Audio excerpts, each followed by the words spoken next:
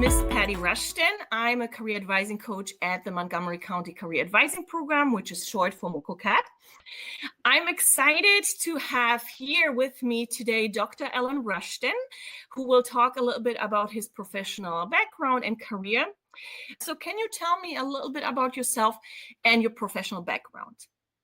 I decided to go into medicine as a young person and completed my training in 1980, joined a medical practice in New Jersey, and after 37 years of practice, I have retired.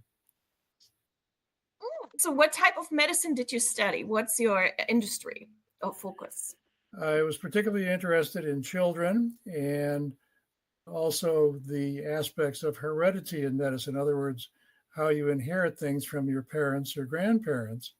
And so I studied both pediatric medicine and genetic medicine. Wow, that's very interesting and impressive as well. So you have a very versatile background in genetics and pediatrics. Very impressive. Can you tell me, or can you tell us a little bit what motivated you to pursue this career path? Yes, as a young student in grade school and high school, I was always interested in science. And I thought maybe someday it'd be interesting to be a research scientist, a chemist or something like that. But then in the summer after my sophomore year in high school, I worked in a laboratory that studied parasites. And I learned that this particular parasitic disease that I was helping study, 200 million people around the country had this disease. And it had very serious consequences. And it suddenly hit me, science can impact people. And then I began to consider what could I do to help alleviate some of the human suffering and disease in the world. So that was the lead to go into medicine. Very good. That's a very impressive point of view and motivation. Can you tell us why you focused on, or you decided to go into pediatrics? Yes. When we go to medical school, we do rotations in all the different specialties from pediatrics and newborns to senior citizens and everything in between. As I went through the different rotations, I seemed to be interested in children and found that they seemed to be interested in me. Perhaps it was the mustache, I don't know. But anyway, we got along and it just flowed naturally. I hadn't planned it that way, but it was a great career over the decades. What do you think are the most important qualities for success in your field? People tend to think that to be successful in medicine, you have to have a brilliant mind. There's no question that you need to have good intelligence, but I found that a lot of the success in medicine was simply stated hard work.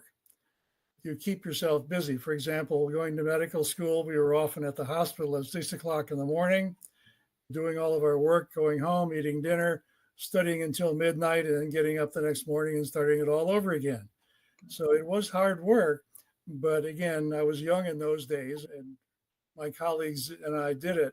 It was not easy, but as part of the training, we sometimes had to work 36 hours in a row. And that was very tiring. But again, we did it and found we could do it and provide quality work. So it's a combination of good basic intelligence, but a lot of hard work. Can you tell us a little bit, what did you find most fulfilling about the work you do? One of the things that attracted me to pediatrics is many medical conditions in children can be treated. In other words, we can turn things around before they become permanent damage. On the other hand, when you're dealing with senior citizens, much of the physical damage has accumulated over the years, and you can help, but you can't reverse the course of time. And so I found it very rewarding to work with children. We always used to say that kids become sick very quickly, but they recover very quickly too. Unlike adults who have long-term problems like blood pressure or heart disease, and you can't really fix them or cure them. You can treat them and improve them. I found it very rewarding to work with children, define a problem, and in many cases, turn it around and return them to good health. Thank you. That's a really good point of view. You already talked about your education. I would love to hear, what are you doing after you're retired, or even while retiring or before, to learn and grow professionally? In medicine, we are required to have a license to practice that is issued by different state governments. And one of the requirements to renew the license every year is you have to provide documentation of what is called continuing medical education, which means you have to attend conferences, read reports, and things like that. And in New Jersey, you're required to have 50 hours of continuing medical education every year to renew your license. Medicine changes over time and new developments come along, and you want to keep up to date to provide the best possible care for your patients. And so it's an absolute necessity, because we want to provide the best possible care for every child that we see. That's true. Can you tell us a little bit about that? Yes. The studies that I did in college helped me understand how ideas evolve over time. And I've always been interested in the history of how science and medicine developed. At the different schools that I attended, there happened to be excellent libraries where I could access medical reports from several hundred years ago. And I found it fascinating to actually read the original reports and see how the scientists of years ago came to conclusions that turned out to be right or wrong, for that matter. For example, I remember climbing an 8-foot tall bookcase at the University of Chicago to pull out a volume from about 1670 from a journal called the Philosophical Transactions of the Royal Society of London, and turning the pages and reading a report by William Harvey, where he describes the circulation of blood in the human heart and lungs for the first time. So quite exciting. And over the years, I've worked in libraries literally around the world, and I've written 6 books. I'm working on number 7, and often came out of the libraries with dirty hands and a dirty shirt from all the dusty old books that I was examining. Very versatile professional.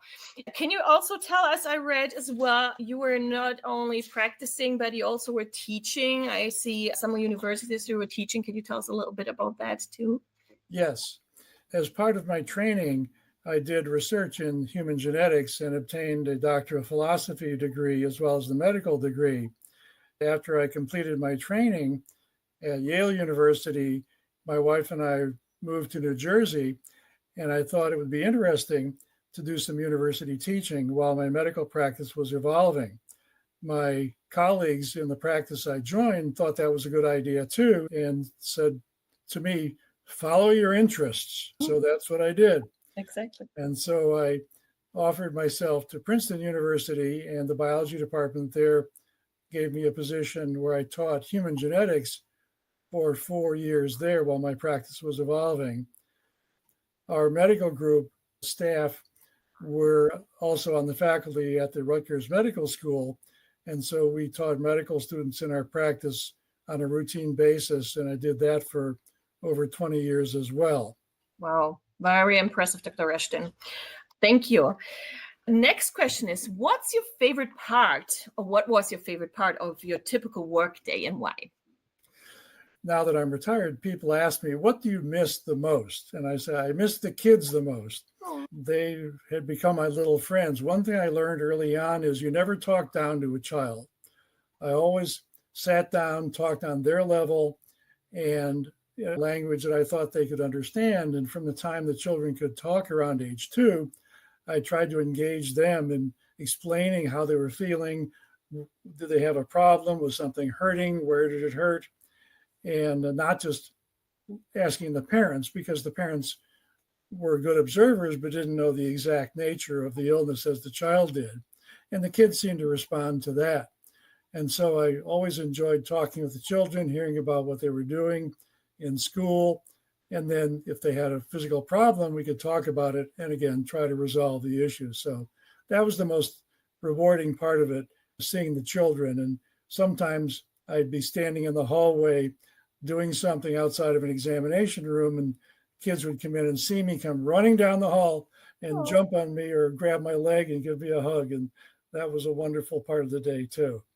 And I'm sure they will remember you now when you guys meet outside in a grocery store, Dr. Rushton.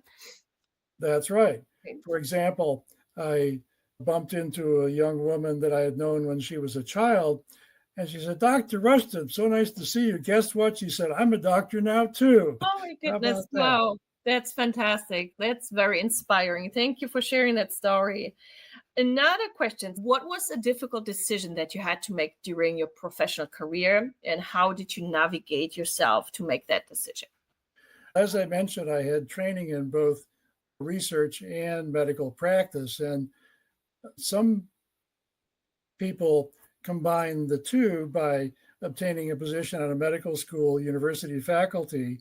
But the problem is, as I saw it, almost all of the medical scientists have to obtain grant money from the National Institute of Health and administer a laboratory.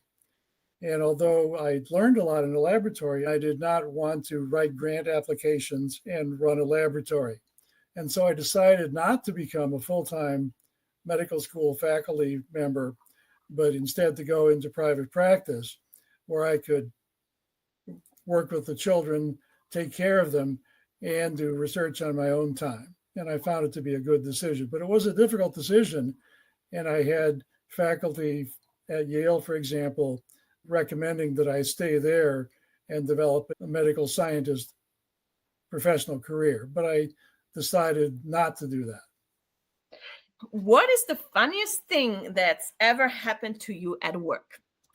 That's a good question, too. And after I retired, during my practice, kids would say funny things to me, and I'd repeat them to my colleagues, and they say, you should write a book.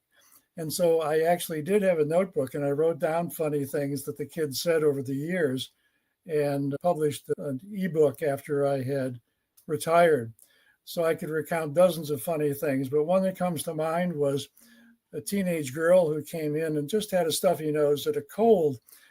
I said, I think you can go back to school tomorrow. She said, could I have a note for gym class? And I said, sure, I'll give you a note for a day or two so you can stay out of gym class. She said, how about for 6 weeks? And I said, 6 weeks? That's a little bit long for a cold, don't you think? She rolled her eyes and said, yes, I guess that's right. She said, but we're running in gym class and it messes up my hair. That's a good reason. I can relate Yes, to that. Thank you for sharing. So we're coming to the last question. What advice would you give to a student who is unsure what career they would like to pursue? That's a very important question.